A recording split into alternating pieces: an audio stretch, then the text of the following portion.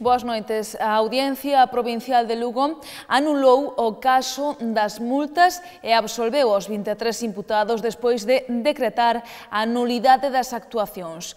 O exdelegado do Goberno, Jesús Otero, que dimitira por esta investigación, amosouse satisfeito e ao mesmo tempo criticou a dilación do proceso.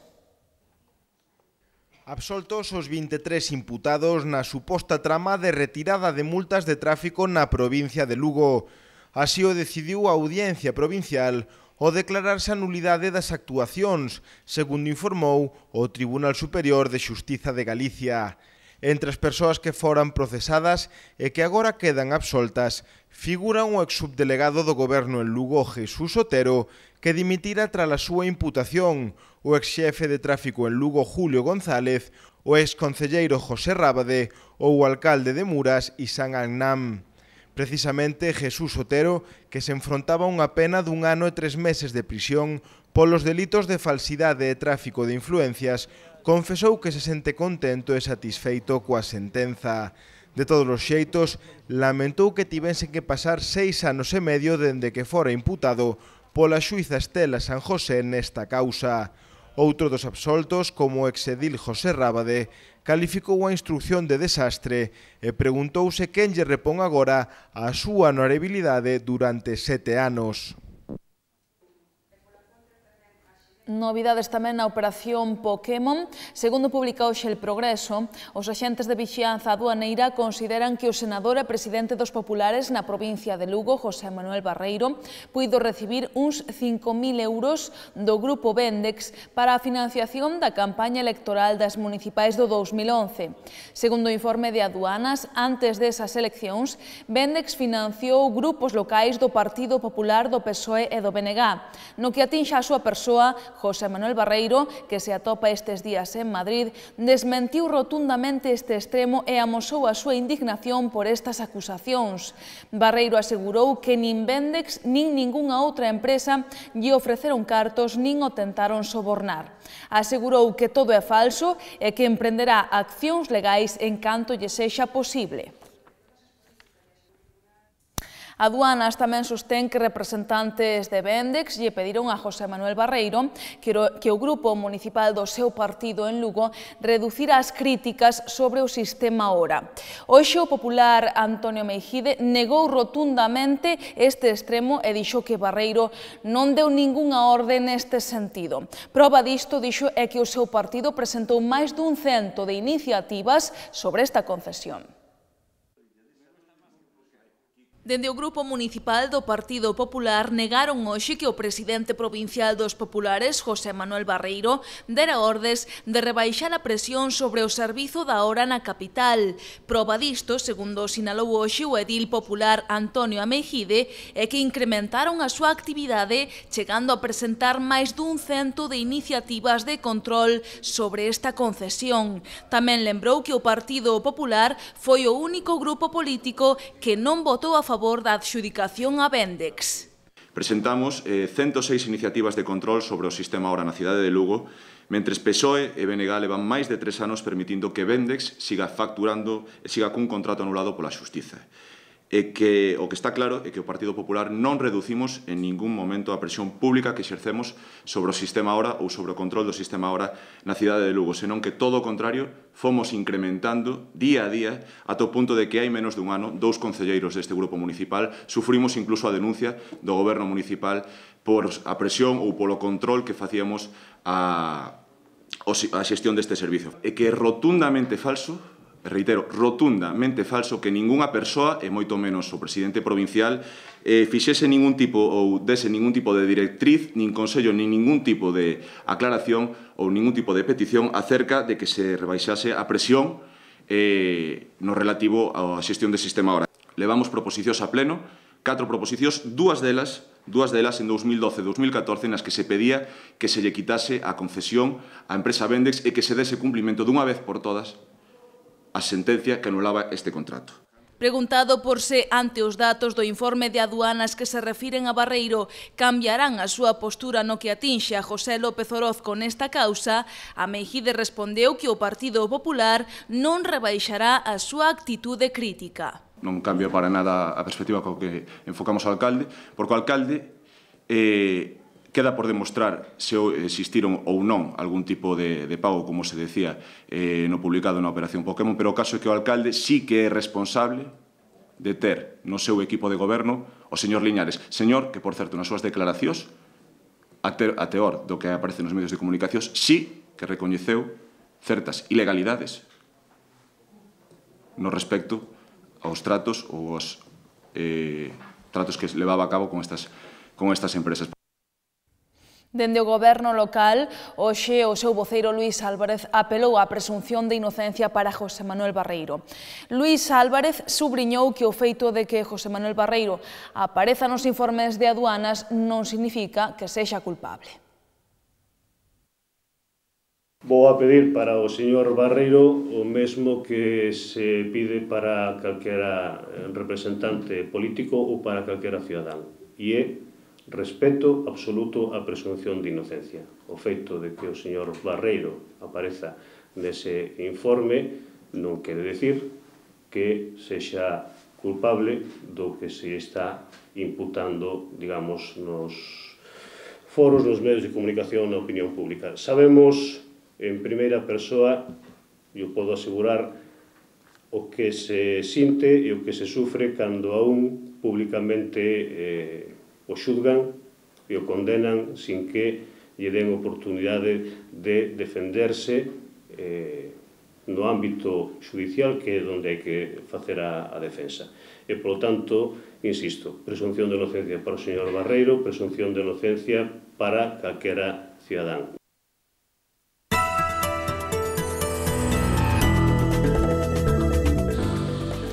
Xa van 16 días de folga na recollida do lixo. Hoxe o voceiro do goberno local, Luís Álvarez, dixo que o dispositivo de Traxa sigue funcionando con normalidade e que se recollen 100 toneladas de lixo diarias.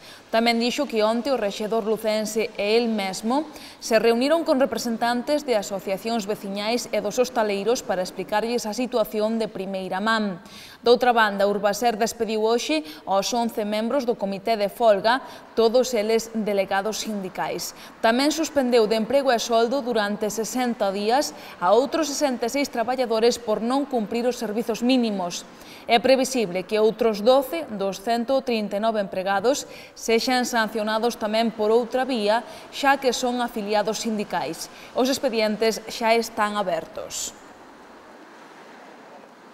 Está funcionando, insisto, con normalidade dentro do anómalo da situación, pero si me van a permitir que insista en que hai unha realidade xurídica que o Concello ten que respetar. Non podemos dar ningún paso en falso, non podemos, evidentemente, actuar dunha maneira impulsiva e irreflexiva, e, nese sentido, onte pola tarde houve unha reunión do alcalde e máis eu con representantes veciñais e tamén de hosteleiros, e nesa reunión explicouse detalladamente cales foron os pasos que se foron dando.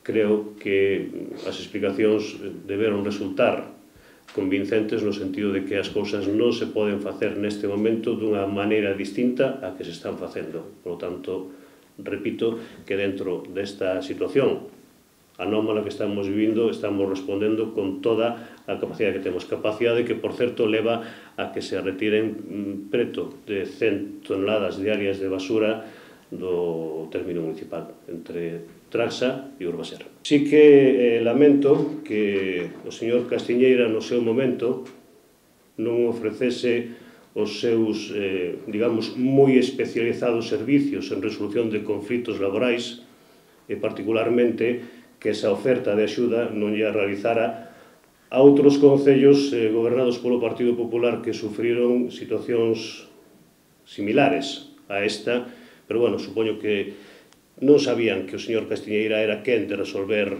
ese conflito en cuestión de un par de horas. Igual que iban a acabar co paro en 45 días, igual que iban a reflotar o país en mes e medio. Finalmente, o Instituto Nacional de Estatística procederá á rehabilitación do antigo Sanatorio García Portela para instalar nel a súa sede. Así o anunciou hoxe o voceiro do Goberno local, que tamén explicou que haberá que reformar o proxecto inicial. Por parte do Instituto Nacional de Estadística non se levou a cabo a execución do proxecto que tiñan autorizado no seu momento por distintos problemas de índole presupuestaria e agora teñen a financiación necesaria para levar a cabo esa adecuación, pero a nova licencia vai a requerir determinadas actualizacións e matices que fan necesario que se tramite de novo e, polo tanto, o que se fai é regularizar e devolver esa tasa de 51.959 euros, que sería a parte correspondente ao imposto de construcción suicío, pero a parte correspondente á prestación do servicio urbanístico, que son esos 3.639 euros, se lle reclaman porque o feito que dá lugar a esa taxa, é dicir, a tramitación da licencia inicial, fíxose, e, polo tanto, o procedimento é idéntico que lle pasa a calquera que pida unha licencia que a obteña e que non a execute. Pode pedir a devolución do imposto porque non realizou o feito impoñible, pero a tasa non se devolve porque o informe si se fixo. Insisto, o importante e o relevante desta noticia é que por fin o Instituto Nacional de Estatística vai a levar a cabo a adecuación dese sanatorio para a súa sede. É unha boa noticia para a cidade.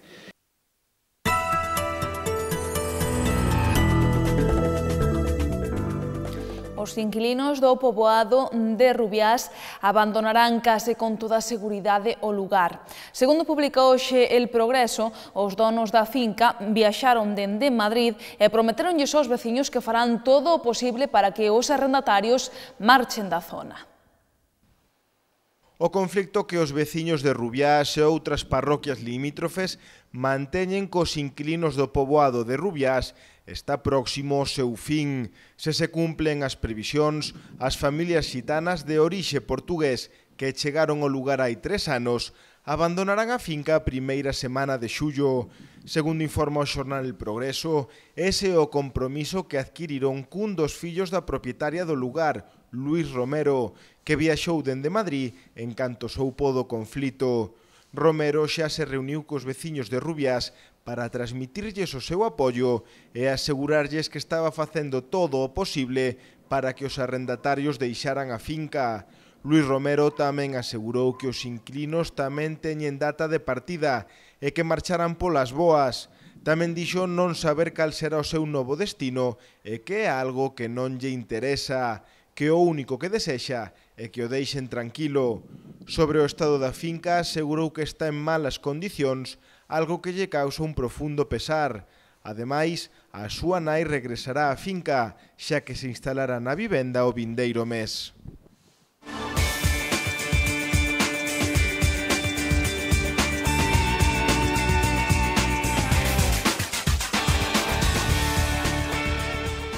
A directiva do Club Deportivo Lugo mantén agora unha xuntanza cos seus accionistas e socios para informalos do estado do club e dos plans para a vindeira temporada. Ademais, Carlos Mouriz sigue traballando na confección do plantel. O Club Deportivo Lugo celebra nestes intres unha reunión informativa cos seus accionistas e abonados no Pazo de Feiras e Congresos. Nesta cinta estase a falar de diversos temas de relevancia, como orzamento que o equipo albivermello terá vindeira temporada a terceira consecutiva en segunda división. Tamén se explicarán as liñas mestras da nova campaña de abonados, na que os albivermellos queren alcanzar cando menos a cifra de 4.000 socios. Para iso, dende a directiva do club lucense que preside José Bouso, barállase a posibilidade de manter os mesmos prezos da pasada temporada. No que atinxa a confección do plantel, despois de coñecer 8 baixas, 2 renovacións e unha fichaxe, dende a Secretaría Técnica que dirixe Carlos Mouriz, trabállase arreo para pechar novas incorporacións. Mentres se traballa nas chegadas, non se perde de vista a canteira e dende ela poderían chegar ao primeiro equipo 2 xogadores. Dende o club valórase a posibilidade de que Laro Setién e Queco Vilariño formen parte do primeiro plantel. Ambos xa saben o que é xogar as ordes de Setién, xa que debutaron na pasada temporada na Copa do Rei ante o Recreativo de Huelva.